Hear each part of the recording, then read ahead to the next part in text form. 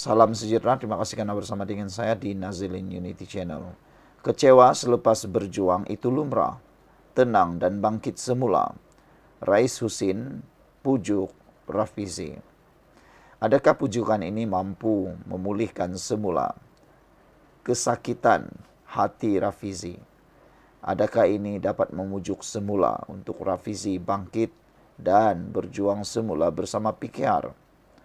Datuk Seri Rafizi Ramli perlu cekal dalam perjuangan membela rakyat dan negara.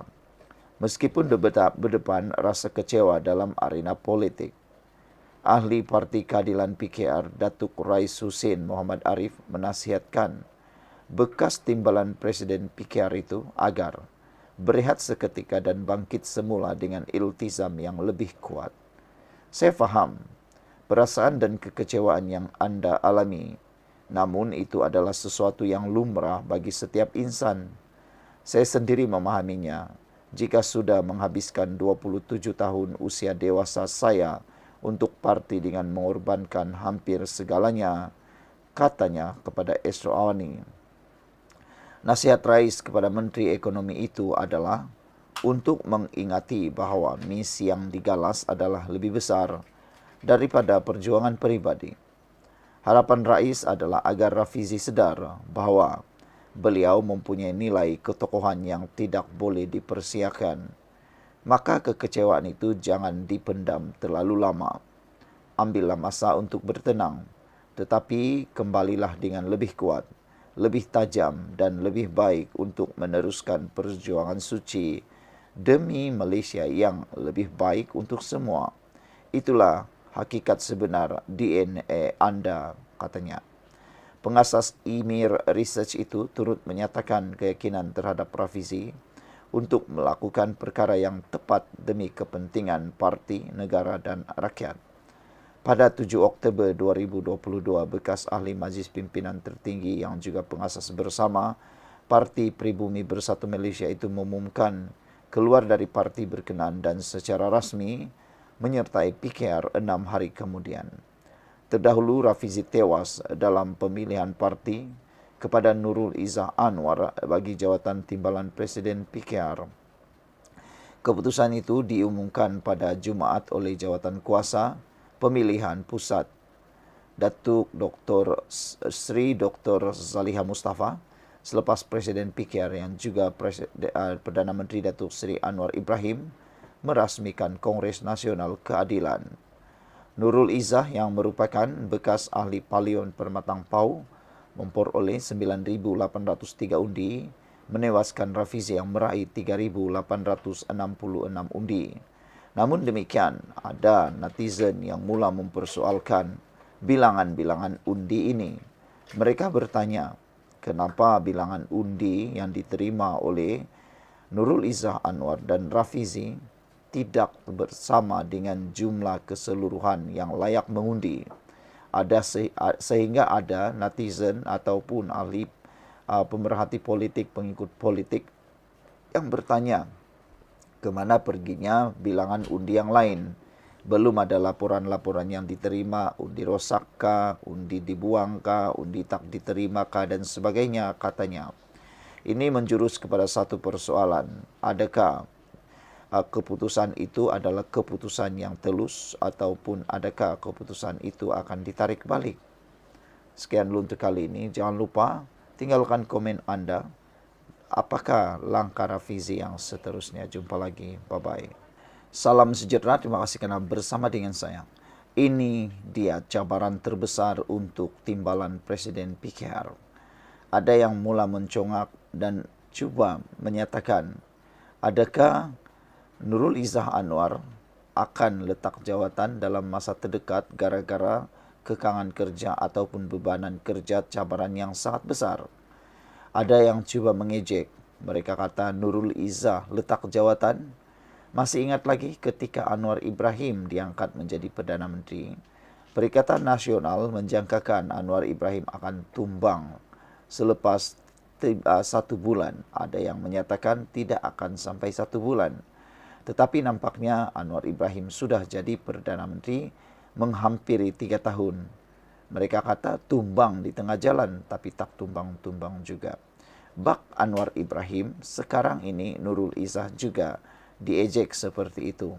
Mereka kata Nurul Izzah mungkin akan menjadi timbalan Presiden PKR yang paling pendek tempohnya.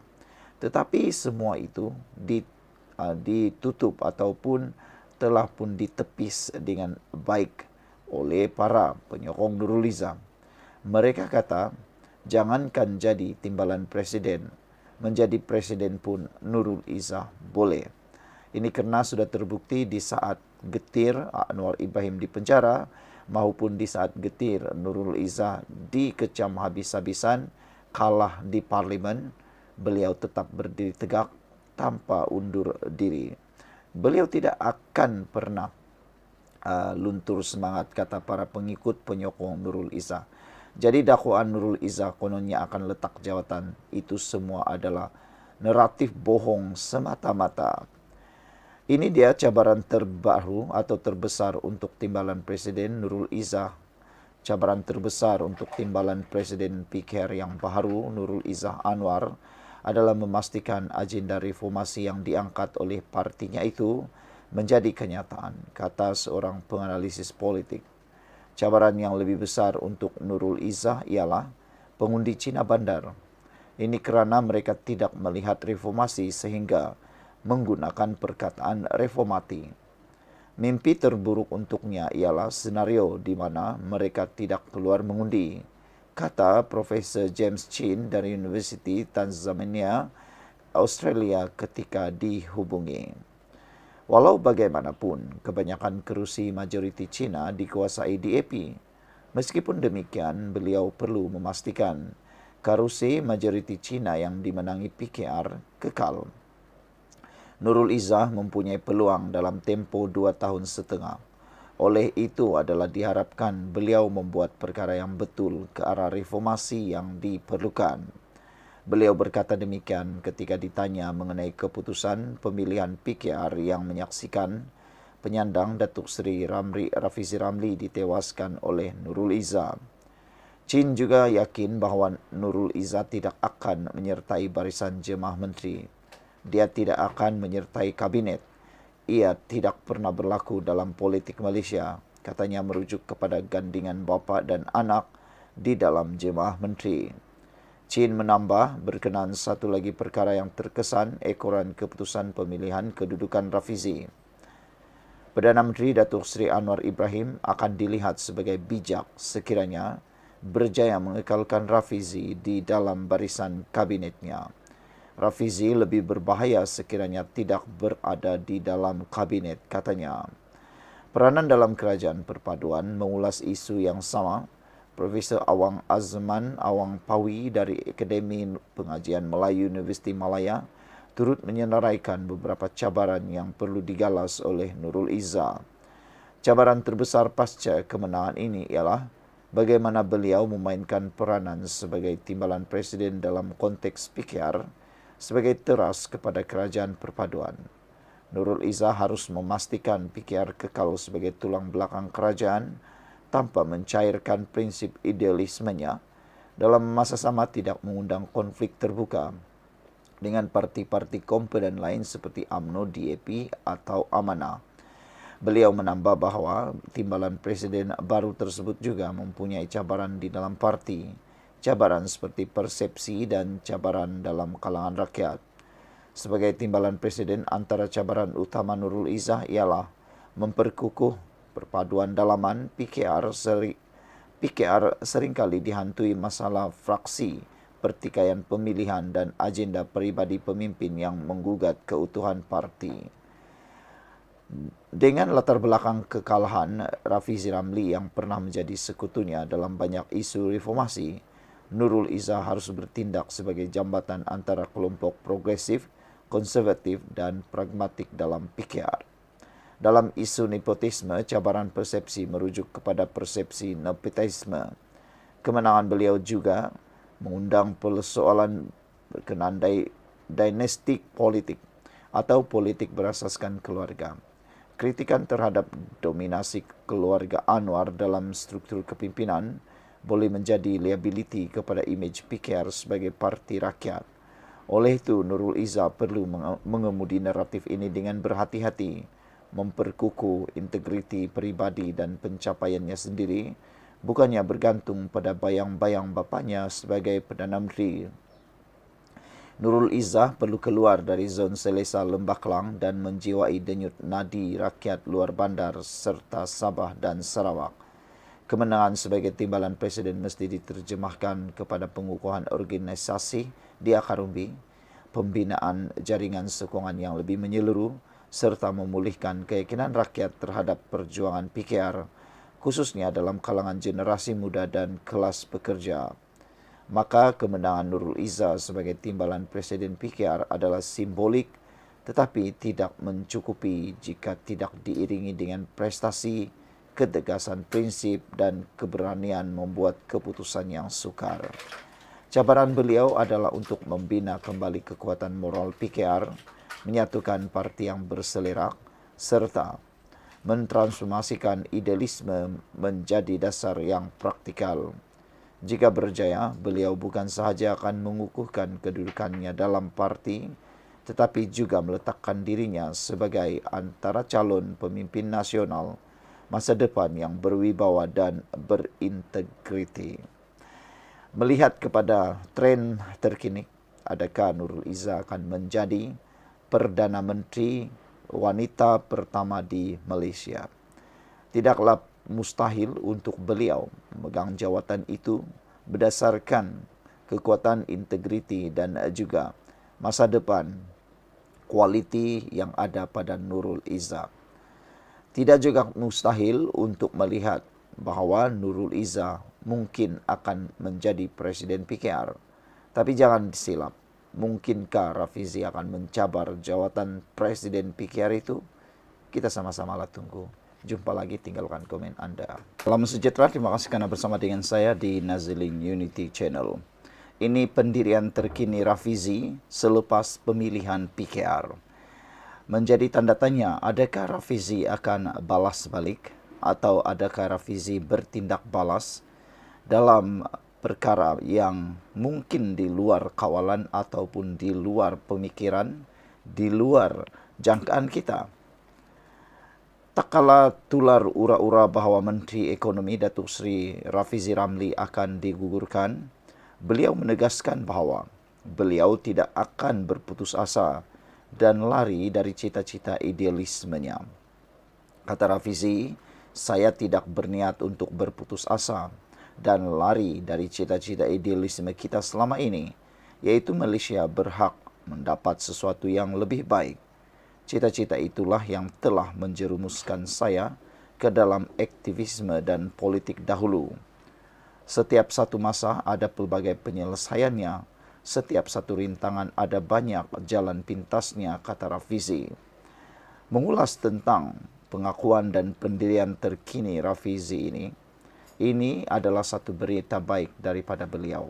Nampaknya Rafizi tidaklah seperti yang diwar-warkan, seperti yang dinyatakan oleh para pembangkang, khususnya hater kepada Rafizi. Ramai yang sudah mula mengangkat bendera kesyukuran apabila Rafizi kalah. Mereka mengangkat bendera kesyukuran, tanda mereka nampak konon ada ruang untuk mengalahkan PKR dan kerajaan perpaduan ini. Mereka menaruh cita-cita untuk merampas kerajaan ini melalui ketidakstabilan sementara itu. Tapi apabila Rafizi memberikan pendirian yang cukup hebat seperti ini memberi satu tamparan baru lagi kepada hater maupun pembangkang yang mencari ruang untuk menyisip, untuk cuba mencari peluang menjatuhkan kerajaan pimpinan Anwar Ibrahim ini. Biasalah, dalam setiap ceruk mereka akan mencari ruang. Tetapi pendirian Rafizi kali ini cukup tegas. Beliau tidak akan berputus asa. Nampaknya perkataan tidak akan berputus asa ini membawa dua maksud. Sama ada beliau akan terus berjuang melalui wadah PKR atau mungkinkah beliau akan mencari wadah yang baru. Mencari wadah yang baru itu tidak semestinya melalui parti PKR ataupun melalui jawatan yang besar. Beliau boleh saja menjadi ahli baru, ahli biasa yang terus berjuang di akar umbi. Sememangnya yang kita ketahui, Rafizi sebenarnya adalah panglima perang PKR. Bukan hanya di peringkat atas tetapi paling kuat sekali di peringkat akar umbi. Ketika Rafizi bukan ahli kabinet, langkah beliau dilihat langkah yang lebih segak, langkahnya lebih tampan, langkahnya lebih kuat. Tetapi selepas menjadi ahli kabinet, langkah Rafizi terikat. Jadi, kekalahan Rafizi sebenarnya membawa lebih banyak hikmah yang luar biasa. Hikmahnya ialah Rafizi kini kembali boleh memimpin perang di akar umbi, membalas kritikan-kritikan dan terjahan-terjahan daripada pihak pembangkang khususnya selain daripada Akmal Saleh. Dengan lebih banyak masa yang ada, insya Allah saya akan dapat meluangkan lebih banyak masa bersama rakyat biasa selepas ini, kata Rafizi. Dalam masa terdekat sekurang-kurangnya saya akan cuba membalas seberapa banyak mesej sokongan yang saya terima, kata beliau. Rafizi mengucapkan terima kasih atas sokongan dan beliau kata beliau sangat tersentuh apabila beberapa ahli muda parti menitiskan air mata semasa beliau meninggalkan Dewan. Sekian untuk kali ini, kita jumpa lagi. Tinggalkan komen Anda.